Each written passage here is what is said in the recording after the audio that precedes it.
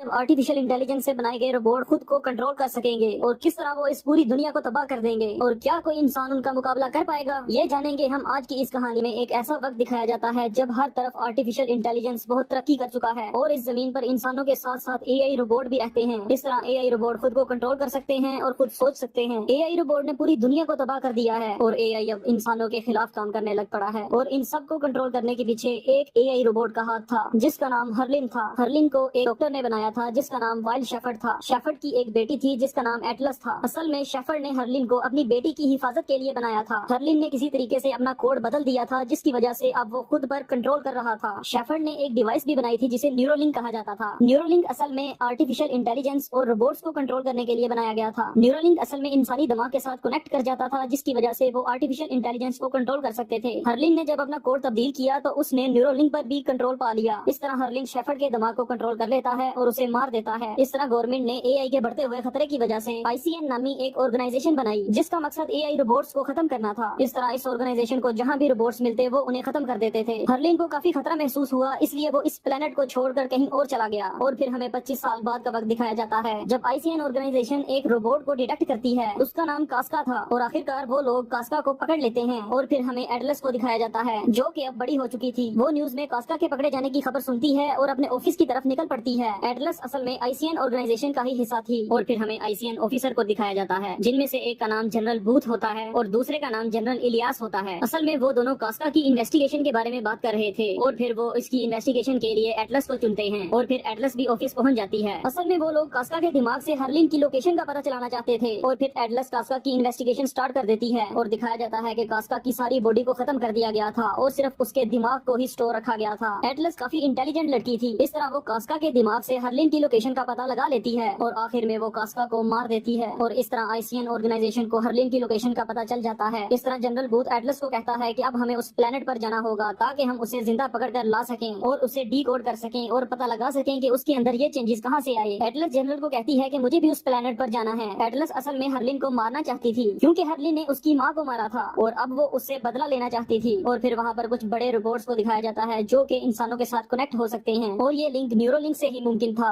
Atlas उन्हें कहती है कि न्यूरोलिंक का इस्तेमाल तो अब इलीगल हो चुका है क्योंकि हर्लिन ने न्यूरोलिंक के जरिए से ही इंसानों पर काबू पाया था। वो असल में उन रोबोट्स के जरिए से उस प्लेनेट पर जाना चाहते थे ताकि हर्लिन को पकड़ा जा सके और हर्लिन के लिए इन रोबोट्स को हैक करना नामुमकिन था। और फिर दिखाया जाता है कि वो सब लोग जहाज में बैठकर उस प्लेनेट की तरफ निकल पड़ते हैं और एटलस भी इनके साथ ही थी। और फिर जनरल को दिखाया जाता है जो कि अपनी टीम के साथ उस मिशन से रिलेटेड बातचीत कर रहे थे। तभी वहाँ पर एटलस आ जाती है और वो फाइल्स को सब में डिवाइड करती है। एटलस उन्हें कहती है कि इस मिशन के दौरान हम कोई भी डिजिटल कनेक्शन नहीं रख सकते क्योंकि इससे वो हमें कंट्रोल कर सकते हैं, इसलिए हमें न्यूरोलिंक को डिस्कनेक्ट करना पड़ेगा। और इस तरह वो सब लोग न्यूरोलिंक को हटा देते हैं। इनके दरमियान प्लान की डिस्कशन चल रही थी कि अचानक से शिप पर हमला हो जाता है। असल में ये हमला हर्लिन ने ही करवाया था और इस तरह तमाम सोल्जर्स जल्दी से जाकर अपने रोबोट्स के अंदर बैठ जाते हैं और जहाज से छलांग लगाकर जमीन की तरफ उतरने लगते हैं और एटलस भी एक रोबोट के अंदर बैठ जाती है। इस तरह सब लोग नीचे की तरफ कूद पड़ते हैं लेकिन हर्लिन के ड्रोन्स मुसलसल उन पर हमला कर रहे थे और उनकी स्पेसशिप भी तबाह हो जाती है। एटलस रोबोट को कंट्रोल नहीं कर पा रही थी क्योंकि वो उसके साथ कनेक्ट नहीं थी और कनेक्शन सिर्फ न्यूरोलिंक से ही हो सकता था। और इस तरह एटलस रोबोट के साथ सीधा जमीन पर जा गिरती है और उसे आसपास कोई भी टीम मेंबर नजर नहीं आता और अचानक से रोबोट का एआई उससे बातें करने लगता है और उसे बताता है कि मेरा नाम स्मिथ है। वो उसे कहता है कि मुझे इंसानों की फाइटिंग टेक्निक के हिसाब से बनाया गया है लेकिन मुझ पर कंट्रोल करने के लिए आपको न्यूरोलिंक से मुझे कनेक्ट करना पड़ेगा। लेकिन एटलस न्यूरोलिंक इस्तेमाल करने से मना कर देती है। रोबोट उसे बताता है कि हमारे पास सिर्फ 22 घंटे हैं, उसके बाद मेरी बैटरी खत्म हो जाएगी। लेकिन एटलस जल्दी से रेस्क्यू पोल की तरफ पहुंचना चाहती थी। इस तरह एटलस वॉक करते हुए उस पोर्ट की तरफ जाना स्टार्ट कर देती है और फिर दिखाया जाता है कि एटलस और स्मिथ एक ऐसी जगह पर पहुंचते हैं जहां पर उसे दूसरे रोबोट्स भी पड़े हुए मिलते हैं। इस तरह उसे पता चलता है कि उसके दूसरे साथी सब मर चुके हैं। ये देखकर वो काफी अफसुर्दा हो जाती है और फिर अचानक उसे वहाँ पर कुछ एआई रोबोट्स दिखाई देते हैं जो कि असल में हर्लिन के बनाए हुए रोबोट थे और वो वहाँ पर कास्का को भी देखती है और हैरान रह जाती है। वो रोबोट्स एटलस को देख लेते हैं और उसकी तरफ हमला कर देते हैं। स्मिथ जो कि एटलस का रोबोट था वो उसे बचाने के लिए वहाँ से भागना शुरू हो जाता है। स्मिथ उन रोबोट्स पे हमला भी कर रहा था और फिर दिखाया जाता है कि भागते भागते स्मिथ किसी तूफान के अंदर फंस जाता है और इसी दौरान एटलस स्मिथ को आयन बम इस्तेमाल करने का हुक्म देती है। स्मिथ उसे कहता है कि आयन बम का इस्तेमाल करना बहुत खतरनाक हो सकता है लेकिन एटलस स्मिथ को उसका इस्तेमाल करने को दोबारा से कहती है। इस तरह स्मिथ आयन बम का इस्तेमाल कर देता है और उस जगह पर सब कुछ तबाह हो जाता है लेकिन कास्का रोबोट अभी भी बच चुका था और जैसे ही वो एटलस पर हमला करने वाला था अचानक से जमीन कांपने लगती है और जमीन के अंदर एक गहरा कुआं बन जाता है जिसके अंदर वो गिर जाते हैं और इस वजह से एटलस की टांग भी टूट जाती है। स्मिथ एटलस की बोन को जोड़ने के लिए मेटालिक ब्लेड का इस्तेमाल करता करता है और उसकी हड्डी को जोड़ देता है। और फिर स्मिथ एटलस को एक कैंडी ऑफर करता है जिसमें काफी प्रोटीन और इलेक्ट्रोलाइट्स थे, लेकिन इसका जायका बहुत ही कड़वा था। इस तरह एटलस और स्मिथ के दरमियान दोस्ती होने लगती है। स्मिथ एटलस को कहता है कि आपको न्यूरोलिंक से कनेक्ट करना चाहिए ताकि हम दोनों का दिमाग मिल सके और हम दोनों मिलकर ये लड़ाई लड़ सकें। और दूसरी तरफ हरलिन को दिखाया जाता है जिसने जनरल इलियास को अपने काबू में किया हुआ था। वो उनकी आंख में एक नीडल घुसाकर एक कोड चुरा लेता है। दूसरी तरफ एटलस को दिखाया जाता है जो कि न्यूरोलिंक से कनेक्ट करने से इनकार कर देती है क्योंकि वो एआई पर भरोसा नहीं करती थी। और फिर दिखाया जाता है कि एटलस और स्मिथ एक दूसरे की मदद से जमीन की सतह पर पहुंच जाते हैं और कास्का ड्रोन्स की मदद से उनकी लोकेशन ढूंढ लेता है। एटलस को वहाँ पर एक बहुत ही खूबसूरत फूल नजर आता है जिसे स्मिथ एक सैंपल के तौर पर अपने पास रख लेता है और वो इसे प्लांटी का नाम देते हैं। और कास्का भी उनके करीब पहुंच चुका था। स्मिथ और एटलस ने रास्ते के अंदर थर्मल माइन का एक जाल बिछा रखा था। कास्का जैसे ही उनके करीब आने लगता है तो रास्ते के अंदर धमाके होने लगते हैं और कुछ देर के बाद जब वो आगे जाते हैं तो उन्हें वहाँ पर कास्का का सर मिलता है क्योंकि उन धमाकों की वजह से कास्का का सारा जिस्म तबाह हो चुका था। और फिर एटलस उसका सर भी कुचल देती है। एटलस देखती है कि वहाँ से हरलिन की लोकेशन बहुत करीब थी। एटलस स्मिथ को कहती है कि हमें हरलिन की तरफ जाना चाहिए और उसे मार देना चाहिए, लेकिन स्मिथ ऐसा करने से इनकार कर देता है और उसे कहता है कि हमें रेस्क्यू पोल की तरफ जाना चाहिए। एटलस स्मिथ को कहती है कि हमें जिंदगी में इससे बेहतर मौका नहीं मिलेगा कि हम उसे मार सकें। इस तरह स्मिथ एटलस की बात मान जाता है और वो हरलिन की लोकेशन की तरफ निकल पड़ते हैं और इसी दौरान एटलस खुद को न्यूरोलिंक से कनेक्ट कर लेती है। इस तरह स्मिथ और एटलस के दरमियान कुछ हद तक कनेक्शन बन जाता है और इस तरह वो चलते हुए हरलिन की लोकेशन की तरफ निकल पड़ते हैं। और इस तरह रात का वक्त हो जाता है और वो लोग भी हरलिन की लोकेशन के करीब पहुंच जाते हैं। हरलिन के सिपाही उनको देख लेते हैं और उनको पकड़ने के लिए उनकी तरफ भागने लगते हैं। इसी दौरान हरलिन स्मिथ को हैक कर देता है और उसे बंद कर देता है और फिर वो रोबोट्स उन दोनों को पकड़ते हैं और हरलिन के पास ले जाते हैं। और फिर एटलस को दिखाया जाता है जिसे एक जगह पर कैद किया गया था और हरलिन भी वहाँ पर आ जाता है। हरलिन एटलस को बताता है कि मैं तुम्हारे ही कार्बन बम से तुम्हारी दुनिया को तबाह करना चाहता हूँ। इसके लिए मुझे 2 कोड्स चाहिए, एक को मैंने कमांडर से हासिल कर लिया है और एक मैं तुमसे हासिल करना चाहता हूँ। हरलिन उसे कहता है कि मैं असल में कमजोर इंसानों को खत्म करना चाहता हूँ और ताकतवर इंसान बनाना चाहता हूँ जो कि एआई के अंडर काम करेंगे। और फिर हरलिन के रोबोट्स एटलस को उठाकर ले जाते हैं और एक बेंच के ऊपर लटाकर बांध देते हैं और एटलस के पास ही दूसरे बेंच पर कर्नल इलियास भी थे। और फिर हरलिन एटलस के दिमाग से दूसरा कोड भी चुरा लेता है और वहाँ से चला जाता है। और फिर कर्नल इलियास एटलस से बात करता है और उसे अपना न्यूरल लिंक देता है ताकि वो स्मिथ को अपने पास बुला सके। और फिर एटलस उस न्यूरल लिंक से कनेक्ट कर जाती है और स्मिथ को अपने पास बुलाती है, लेकिन वो ऐसा करने में नाकाम रहती है क्योंकि उसने अभी तक 100% अपने आप से उसको कनेक्ट नहीं किया था। और फिर एटलस स्मिथ को इजाजत दे देती है कि वो मुकम्मल तौर पर उसके दिमाग के साथ कनेक्ट हो सके।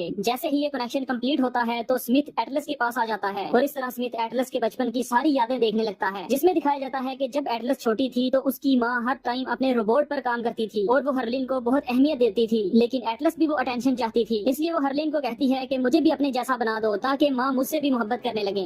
इस तरह वो न्यूरोलिंक के जरिए से एक दूसरे से कनेक्ट कर जाते हैं। इस तरह वो एटलस के दिमाग के अंदर चला जाता है और अपने कोड को अपग्रेड करने लगता है। तभी एटलस की माँ वहाँ आ जाती है और न्यूरोलिंक को हटा देती है, लेकिन तब तक हरलिन खुद को अपग्रेड कर चुका था। इस तरह हरलिन एटलस की माँ के दिमाग को कंट्रोल कर लेता है और उसे खुद को मारने पर मजबूर कर देता है और इसके बाद वो दूसरे एआई रोबोट्स को अपने कंट्रोल में कर लेता है। और उसके बाद दोबारा प्रेजेंट का वक्त दिखाया जाता है जिसमें एटलस और स्मिथ मुकम्मल तौर पर एक दूसरे से सिंक कर चुके थे और फिर वो दोनों हरलिन को रोकने के लिए वहाँ से निकल पड़ते हैं। और फिर दिखाया जाता है कि हरलिन के बनाए हुए रोबोट्स और एटलस के दरमियान लड़ाई होने लगती है और कर्नल इलियास भी वहाँ पर मौजूद एक फ्यूल टैंक को तबाह कर देते हैं जिससे काफी रोबोट्स मर जाते हैं। और उसके बाद हरलिन वहाँ आ जाता है और वो स्मिथ और एटलस पर हमला करने लगता है। और इससे पहले हरलिन ने कार्बन बॉम्ब को भी लॉन्च कर दिया था जो कि अर्थ पर टकराकर पूरी जमीन को तबाह करने वाला था। और एटलस स्मिथ को कहती है कि तुम्हें इसको हैक करना होगा ताकि हम इस पर हमला कर सकें। और फिर एटलस भी उस रॉकेट की तरफ फायर कर देती है जिसकी वजह से वो तबाह हो जाता है और हरलिन ये देखकर काफी गुस्से में आ जाता है और फिर वो अपने हाथ से एक तलवार निकालता है जिसे आग लगी हुई थी। फिर वो इस तलवार से स्मिथ पर हमला कर देता है और वो उसके काफी पार्ट्स को काट देता है और उसके आर्क रिएक्टर को भी तबाह कर देता है। और इसी दौरान एटलस भी बेहोश हो जाती है, लेकिन स्मिथ एटलस को आखिरी दम तक बचाने की कोशिश करता है। स्मिथ एटलस को बाहर निकालकर इलेक्ट्रिक शॉक देने की कोशिश करता है ताकि वो दोबारा होश में आ सके और दूसरे हाथ से हरलिन से लड़ रहा था। और आखिरकार एटलस को होश आ जाता है और वो हरलिन के सर पर पीछे से वार करती है जिससे हरलिन खुद पर कंट्रोल खो बैठता है। और फिर एटलस हरलिन के दिमाग से सीपीयू निकाल लेती है और आखिरकार हरलिन मर जाता है। उसके बाद एटलस स्मिथ को देखती है जिसकी हालत बहुत बुरी हो चुकी थी। वो उसे अपने साथ ले जाना चाहती थी लेकिन वो ऐसा नहीं कर सकती थी क्योंकि स्मिथ काफी हद तक तबाह हो चुका था और उसकी बैटरी काफी लो थी। और आखिरकार वो शट डाउन हो जाता है और कुछ ही देर के बाद सूरज निकल आता है और अर्थ से एक टीम उनको रेस्क्यू करने के लिए पहुंच जाती है और एटलस दोबारा से जमीन की तरफ चली जाती है। और फिर कुछ दिन बाद का वक्त दिखाया जाता है। जनरल बूथ एटलस को एक पौधा देते हैं जिसे स्मिथ ने दूसरे प्लेनेट पर अपने पास रख लिया था और इस तरह एटलस भी एक रेंजर बन चुकी थी और उसे भी एक रोबोट दे दिया जाता है और उसके अंदर वही एआई सॉफ्टवेयर था जिसका नाम था स्मिथ। और एटलस ये देखकर काफी खुश हो जाती है और इसी तरह ये कहानी खत्म हो जाती है।